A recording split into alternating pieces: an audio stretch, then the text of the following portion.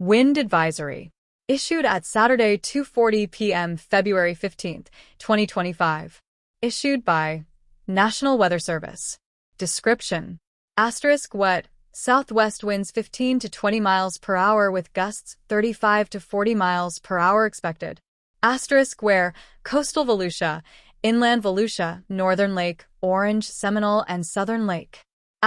Wind from 9 a.m. to 4 p.m. Eastern Standard Time Sunday. Impacts.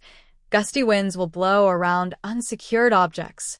Tree limbs could be blown down, and a few power outages may result. Additional details. A gusty line of showers and isolated lightning storms will also be capable of producing wind gusts around 40 miles per hour in the afternoon. Recommended action. Winds this strong can make driving difficult, especially for high-profile vehicles. Use extra caution. Secure outdoor objects,